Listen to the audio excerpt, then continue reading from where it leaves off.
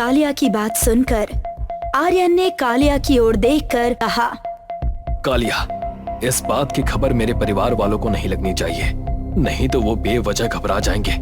अभी मैं forest office जाना चाहता हूँ। लेकिन आप तो ड्यूटी कल से ज्वाइन करने वाले हैं ना?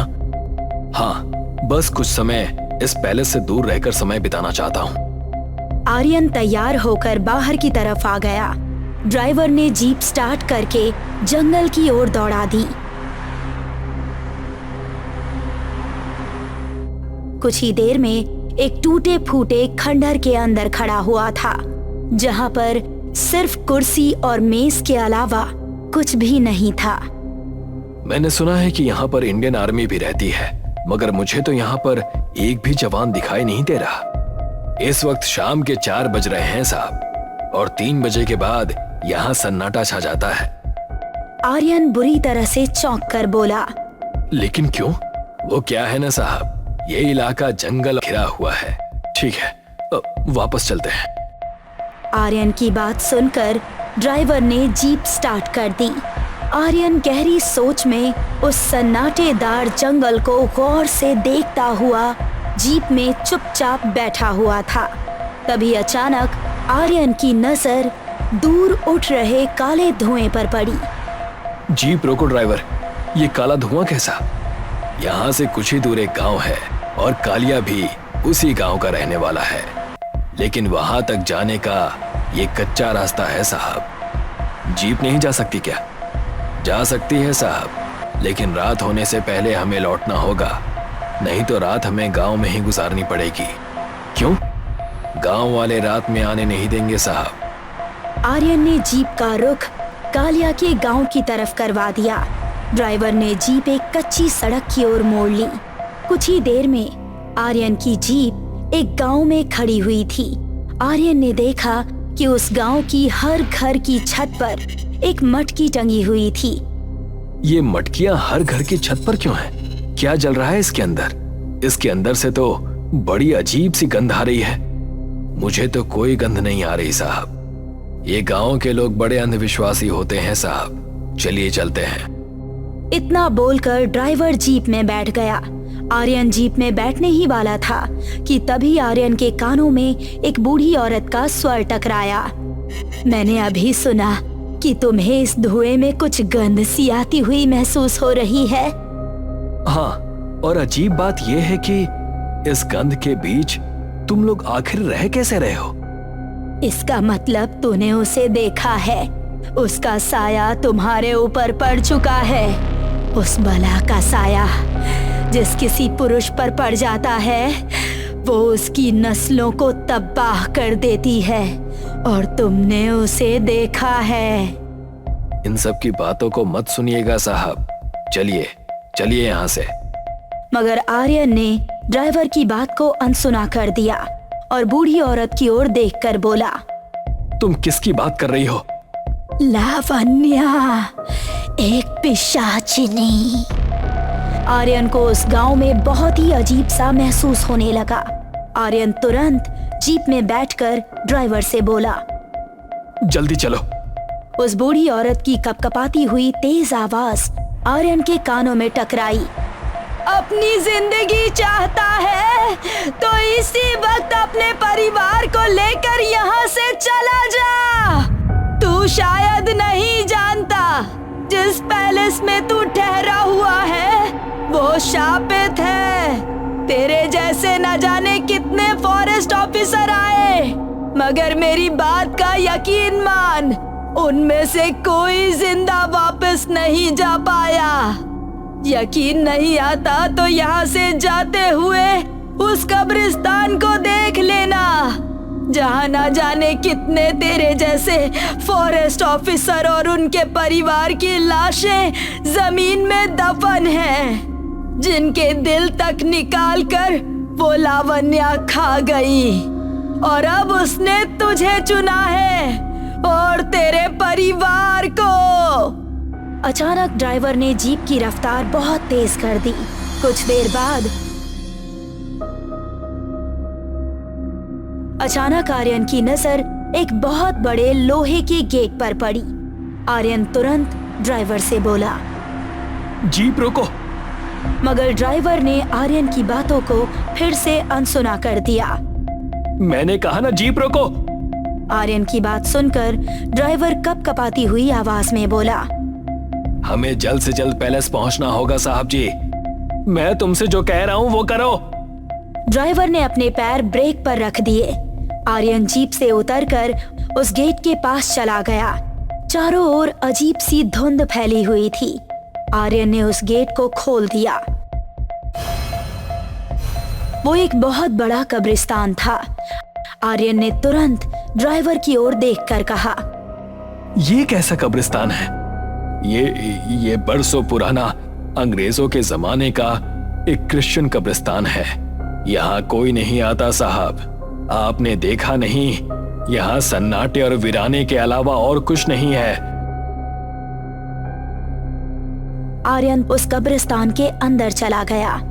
मजबूरी में ड्राइवर को भी आर्यन के पीछे पीछे आना पड़ा।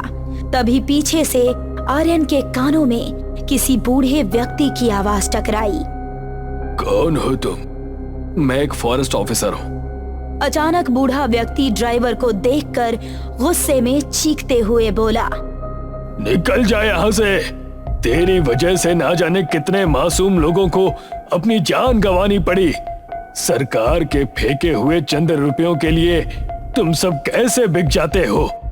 ये सब आप क्या बोल रहे हैं? तुम फिलिप पैलेस में ठहरे हो ना? हाँ, आपको कैसे पता? जब इस सरकारी ड्राइवर को मैंने देखा तभी मैं समझ गया। आर्यन चीखते हुए उस बूढ़े व्यक्ति से बोला, कोई मुझे समझाएगा क्या कि आखिर ये सब चल क्या रहा है? जब मैं कालिया के गांव में गया था तब भी लोग मुझे ऐसे ही देख रहे थे, जैसे कि मैं कोई बकरा हूं जिसे कोई कसाई काटने वाला हो। क्या तुम नहीं जानते कि लोगों का तुम्हारे प्रति रवैया इतना अजीब क्यों है? क्या वाकई कल रात को तुमने फिलिप पैलेस में कुछ नहीं देखा? उस बूढ़े व्यक्ति की बात सुनकर आर्यन बुरी तरह से हैरान हो गया। वो बूढ़े व्यक्ति को रात वाली घटना बताने ही वाला था। मुझे मत बताओ कि तुमने फिलिप पैलेस के अंदर क्या देखा है। मैं सब जानता हूँ। लेकिन आपको कैसे पता? मैंने इस बारे में सिवाय कालिया के और किसी को कुछ नहीं बताया। तुम पहले फॉरेस्ट ऑफिसर नहीं हो जिसके साथ ऐसा हुआ है। तुम नहीं जानते कि तुम्हारे जैसे ना जाने कितने फॉरेस्ट ऑफिसर यहाँ इस इलाके में आए और इसी कब्रिस्तान में दफन हो गए, क्योंकि ये घने जंगल का इलाका लावण्या पिशाचनी का है। तुमसे पहले भी ना जाने कितने लोगों को सरकार ने पैलेस में ठहराया। सरकार को किसी के जीने मरने से कोई फर्क नहीं पड़ता, लेकिन अपनी नीतियां छोड़ गए। उन्हीं अंग्रेजों में से एक मक्कार अंग्रेज एडवर्ड था। उसी के कर्मों की सजा आज ये इलाका भुगत रहा है। आखिर कौन है लावण्या पिशाचनी? उस बूढ़ी औरत ने मुझे इसी के बारे में बोला था। लावण्या एक बहुत ही भयानक दिखने वाली एक डरावनी पिशाचनी होती है, जिसके पैर चौड़े और लंबे पीछे की ओर होते हैं। उसकी रफ्तार तुम्हारी सोच से कहीं ज्यादा होती है और वो किसी का भी रूप बदलने में सक्षम होती है। उसने तुम्हें चुन लिया है। तुमने उसे एक सुंदर स्त्री की शक्ल में देखा है, लेकिन मुझे यकीन है कि जब तुम उसे उसकी भयानक शक्ल में देखोगे तो तुम किसी को बताने के लिए जिंदा नहीं रह पाओगे, और ये बात तुम्हारा ड्राइवर जानता है। उस बूढ़े व्यक्ति की बात सुनकर आर्यन सवालिया नजरों से अपने ड्राइवर की ओर देखने लगा। आर्यन को अपनी ओर देखता देख ड्राइवर हकलाते हुए बोला, मैं आपको बताना चाहता था साहब, लेकिन मुझे सख्ती से मना किया गया है साहब कि मैं ये सारी बातें आपको ना बताऊं। लेकिन बाबा, इस तरह की बातें तो सिर्फ किस्से और कहानियों में ही सुनने को मिलती हैं। क्या वास्तव में भी ऐसा कुछ होता है? मुझे पता है कि तुम्हारे मन में कई सवाल उठ रहे होंगे। आओ, मैं तुम्हें कुछ दिखाता हूँ। उसे देखकर शायद तुम्हारे दिमाग की नसें खुल जाएं।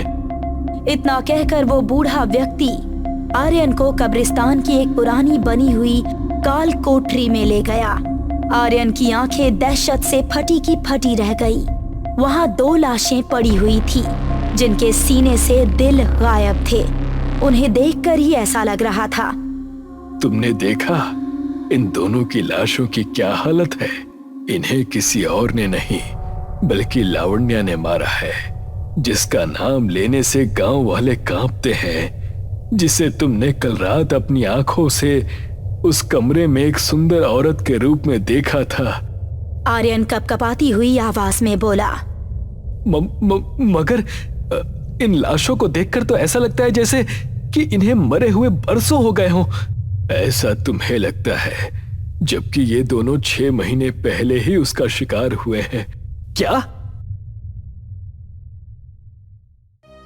विशाल अपने माँ बाप की इकलौती संतान था और आज 3 साल बाद वो अपनी एमए की स्टडी पूरी करके घर लौटा था। आ गया मेरा बेटा विशाल। माँ ने उसका माथा चूम लिया और पापा ने उसको गले लगा लिया। वो अपने माँ बाप से मिलकर बहुत खुश था। उसने उनसे ढेर सारी बातें की। मेरे बेटे ने एमए क्लियर कर लिया है। अब कोई अच्छी सी जॉब करके इस घर को महल जैसा तुम्हें ही बनाना है। हाँ पापा, परसों दिल्ली में मेरा इंटरव्यू है। उसके बाद मैं आपका हर सपना पूरा करूंगा। कुछ देर बातें करने के बाद विशाल को एक कॉल आया। पापा, मैं जरा कॉल करके आया। विशाल छत पर जाकर बात करने लगा। विशाल, तू पक्का कल दिल्ली आ रहा है ना? हाँ भाई, परसों मेरा इंटरव्यू भी तो है। विशाल छत पर बात कर रहा था। उसके सामने वाले घर की छत पर उसको एक लड़की खड़ी नजर आई जो उसको बड़े ही गौर से देख रही थी। अच्छा ठीक है, मैं तुझसे बाद में बात करता हूँ। विशाल ने कॉल कट किया और अब वो भी उस लड़की को आंखों में आंखें डालकर देखने लगा। उसकी आंखें नीली थी और उसका चेहरा बहुत खूबसूरत था और वो चेहरे पर मुस्कान लिए विशाल को निहार रही थी। विशाल बेटा, डिनर रेडी है, नीचे आ जाओ। जी मम्मी, आ रहा हूँ। जवाब देकर विशाल ने सामने देखा तो अब छत पर कोई नहीं था। ये कहाँ गायब हो गई? विशाल नीचे चला गया और फिर डिनर करके सो गया। अगली दोपहर विशाल अपने घर से निकलने लगा। बेटा, इंटरव्यू फेस करना और जरा भी मत घबराना। तुम बहुत काबिल हो। जी पापा, I love you mom dad. ये कहकर विशाल वहां से निकल गया। करीब 8 घंटे के सफर के बाद वो 9 बजे तक दिल्ली पहुंच गया। आ गया मेरा दोस्त। तरुण ने उसको गले लगाया और फिर दोनों हॉल में बैठकर बातें करने लगे। यार तरुण, तुझसे बात खत्म करने का मन तो नहीं हो रहा, लेकिन मुझे इंटरव्यू की तैयारी भी करनी है। अरे यार, हो जाएगा तेरा इंटरव्यू, इतना स्ट्रेस मत ले। थोड़ा डर तो लगता ही है यार। विशाल अपने कमरे में गया और उसने 1 बजे तक तैयारी की। उसके बाद वो सो गया। तरुण उस टाइम हॉल में बैठा हुआ टीवी देख रहा था। तभी कमरे की लाइट चली गई। अरे, ये लाइट कैसे चली गई यार? इन्वर्टर ऑन क्यों नहीं हुआ? वो सोफे पर रखे अपने मोबाइल को टटोलने लगा। तभी उसका हाथ किसी ने पकड़ लिया। कौन है? उसको अंधेरे में कुछ नजर नहीं आ रहा था, बस एक परछाई सी दिख रही थी। उस परछाई ने उसका हाथ अपने मुंह में दबा लिया। छोड़ो, छोड़। तभी वो सोफे से नीचे गिरा और बेहोश हो गया। सुबह जब विशाल की आंख खुली तो वो हैरान रह गया। उसने पाया कि वो अपने घर पर था। मैं तो दिल्ली में तरुण के फ्लैट पर सोया था, तो मेरी सुबह यहाँ कैसे हो रही है? वो कमरे से निकला और सीढ़ियों से नीचे उतरने लगा।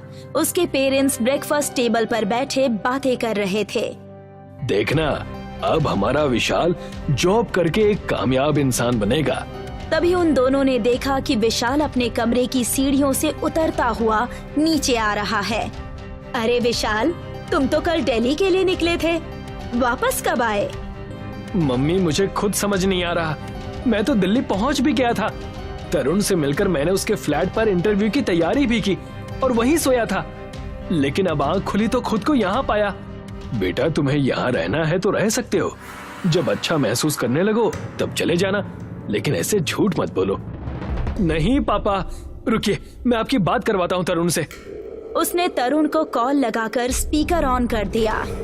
बेटा तरुण, ये विशाल कल तुमसे मिला था? हाँ अंकल, मिला भी था और सोया भी यही था, लेकिन फिर पता नहीं कहाँ गायब हो गया। आप उसके मोबाइल से कैसे बात कर रहे हैं? ये तो यहाँ झांसी में है, अपने घर पर। क्या? ऐसा कैसे हो सकता है? जरूर ये किसी फ्लाइट से वापस आया है, वरना हमारे उठने से पहले ये यहाँ कैसे पहुँच गया?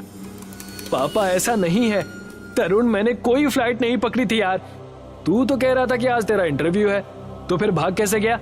और रात को तूने अंधेरे में मेरे साथ क्या हरकत की थी? अब ये तू कौन सी हरकत की बात कर रहा है?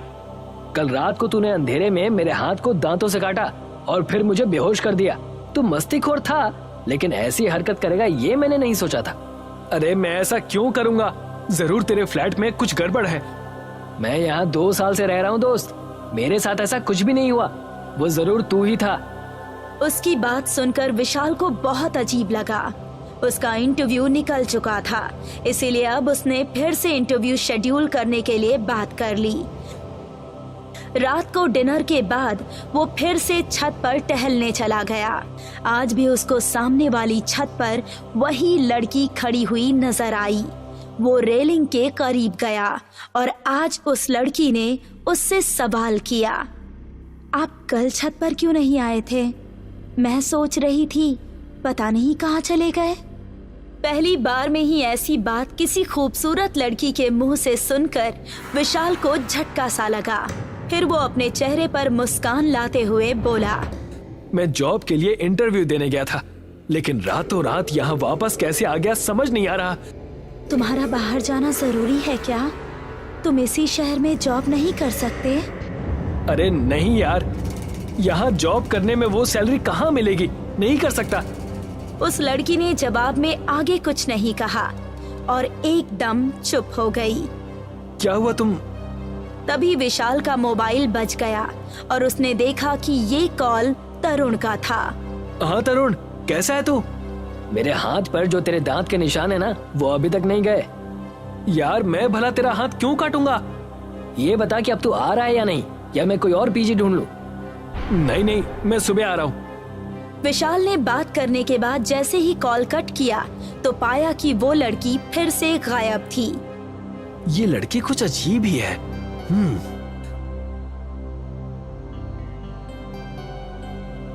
अगली शाम फिर से विशाल अपने माँ बाप से विदा लेकर घर से निकला। 8 घंटे के सफर के बाद वो दिल्ली पहुंच गया। तरुण से मिलने पर उसने देखा कि उसके हाथ में पट्टी बंधी हुई थी। अरे यार, तेरा हाथ अभी ठीक नहीं हुआ क्या? नहीं हुआ, अब दोबारा मत काट लेना। भाई मैं तेरे साथ ऐसा क्यों करूंगा, तू ही बता ना। हाँ, तेरे पीछे कोई चुड़ैल लगकर आई होगी और उसी ने किया होगा, है ना? ये सुनकर विशाल हंस पड़ा और फिर दोनों अपने अपने रूम में चले गए। इस विशाल की बात में मुझे सच्चाई दिख रही है, लेकिन अगर ये नहीं था तो फिर कौन था? उसने लाइट बंद कर दी और लेट गया। अब कमरे में बस एक लैंप जल रहा था। उसकी मध्यम रोशनी में उसने देखा कि वही लड़की डरावनी शक्ल के साथ अपनी आंखों में दहकते अंगारे लिए उसकी तरफ बढ़ रही है। उसे देखकर तरुण का दिल दहल गया।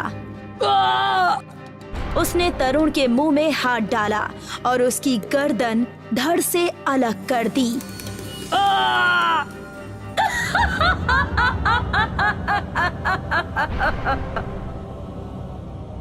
अगली सुबह जब विशाल की आंख खुली तो उसके होश उड़ गए। उसने पाया कि वो आज भी झांसी में अपने घर में ही था। ये मेरे साथ क्या हो रहा है? उसने तभी अपने मोबाइल से तरुण को कॉल लगाया। Hello Tarun, inspector Madhav here. आप तरुण के क्या लगते हैं? जी वो मेरा दोस्त है। क्या किया उसने? उसने कुछ नहीं किया, लेकिन कल रात किसी ने उसका खून कर दिया। ये खबर सुनकर विशाल को बहुत बड़ा झटका लगा। वो अपने कमरे से निकला और अपने पेरेंट्स के पास गया। अरे विशाल बेटा, तुम कब आए? पापा मेरे साथ बहुत अजीब चीजें हो रही हैं। उसने अपने पेरेंट्स को सारी बात बात कह सुनाई। उन्होंने देर नहीं की और जल्द ही उसको मंदिर के एक महंत के पास लेकर गए। बेटा, मुझे आराम से बताओ कि तुम्हारे साथ क्या हो रहा है। बाबा, मैं 2 रात दिल्ली में अपने दोस्त के फ्लैट पर सोया, लेकिन जब मैं उठता हूँ तो अपने घर पर होता हूँ। और कल रात तो मेरे दोस्त का मर्डर भी हो गया। 11:45 पर मैं उसके फ्लैट पर सोया था और ठीक 12 बजे उसकी डेथ हो गई। और सबसे हैरान करने वाली बात यह है कि 12:15 पर मेरे मोबाइल की लोकेशन इसी शहर की थी। आधे घंटे के अंदर मैं भला दिल्ली से झांसी अपने घर कैसे पहुंच गया, वो भी सोते हुए। महंत ने उसकी बात सुनकर कुछ सोचा और कहा, क्या तुम्हारे घर के आसपास किसी कुंवारी लड़की की अकाल मृत्यु हुई है? नहीं बाबा, ऐसा तो कुछ नहीं है। आप कहना क्या चाहते हैं? महंत जी, इसे नहीं पता। इसके आने से पहले हमारे सामने वाले घर में रहने वाली एक स्टूडेंट लड़की की डेथ हुई है। पता नहीं उसे किसने मारा। ये सुनकर विशाल ने हैरानी से पूछा, लेकिन पापा, उस घर की छत पर तो मैं रोजाना एक लड़की को देखता हूँ। वो मुझे घूरती रहती है और अजीब अजीब सी बातें भी करती है। वो कौन है? मैं सब समझ गया। उस लड़की की आत्मा अकाल मृत्यु होने की वजह से वहां भटक रही है। उसने तुम्हें देखा और फिर तुम्हें पसंद कर लिया, और वो तुम्हें खुद से दूर नहीं करना चाहती। उसके प्यार में इतनी शक्ति है कि तुम कहीं भी हो, वो तुम्हारे सोते ही तुम्हें तुम्हारे घर ले आती है और फिर तुम्हारे साथ ही सोती है। ये कैसे हो सकता है? मुझे यकीन नहीं है। हो जाएगा। आज रात तुम अपने कमरे में सोने जाना, लेकिन सोने का सिर्फ नाटक करना। मैं तुम्हें एक तरकीब बताता हूं। अगर वो काम कर गई तो तुम्हारी मुसीबत दूर हो जाएगी। उस रात विशाल अपने कमरे में गया और बेड पर लेटकर उसने आंखें बंद कर ली। कमरे में बस एक नाइट बल्ब जल रहा था। कुछ देर बाद उस कमरे में एक हवा सी उत्पन्न हुई। उस हवा ने उस लड़की का आकार ले लिया। वो विशाल को देखकर मुस्कुराई और उसके पास आकर लेट गई और फिर उसके सीने पर हाथ फेरने लगी। तभी अचानक से उसके हाथ में कुछ चीज आई। उसने देखा कि वो तो हनुमान जी का लॉकेट था जो विशाल के गले में डला था। वो तेजी के साथ उससे अलग हो गई और फिर विशाल भी जाग उठा। तुम क्यों मेरे पीछे पड़ी हो? मुझे इस घर से जाने क्यों नहीं देती? विशाल, मुझसे डरो नहीं। मैं तुमसे प्यार करती हूँ। बस इस लॉकेट को अपने गले से उतार कर फेंक दो। मैं तुमसे प्यार नहीं करता। तुम एक आत्मा हो और मैं एक इंसान हूँ। भगवान के लिए मेरा पीछा छोड़ दो। अब उस लड़की की आवाज भारी हो गई थी और शक्ल भी भयानक दिखने लगी थी। चली जाऊंगी, इस लॉकेट को उतार दो बस। तभी दरवाजा खुला और विशाल के पेरेंट्स के साथ वही महंत बाबा हाथ में गंगा जल लिए अंदर घुसे। तू अब इस लड़के को परेशान नहीं कर पाएगी। चली जा इसकी जिंदगी से दूर। ये कहते हुए महंत बाबा ने गंगा जल कमरे में हर जगह छिड़क दिया। नहीं! और फिर ठीक उसके सामने खड़े होकर हनुमान चालीसा का जाप करने लगे। रुक जा बाबा, रुक जा! वो आत्मा कुछ देर चिल्लाई और फिर धुआं बनकर हवा में गायब हो गई। विशाल बेटा, अब वो इस कमरे में नहीं आ सकती, और जब तक ये लॉकेट तुम्हारे गले में है वो तुम्हारे करीब भी नहीं आएगी। 40 रातों के बाद उसका प्रभाव भी तुम्हारे ऊपर से खत्म हो जाएगा। विशाल अगले दिन दिल्ली पहुंचा। एक रात उसने वहां गुजारी और इस बार वो दिल्ली में ही जागा। उसकी जॉब दिल्ली में ही लग गई, लेकिन आज भी रात में घर की छत पर उस लड़की की आत्मा भटकती है और वो बस विशाल के घर की छत की ओर देखती रहती है, इस इंतजार में कि कभी विशाल उसको वहां नजर आ जाएगा।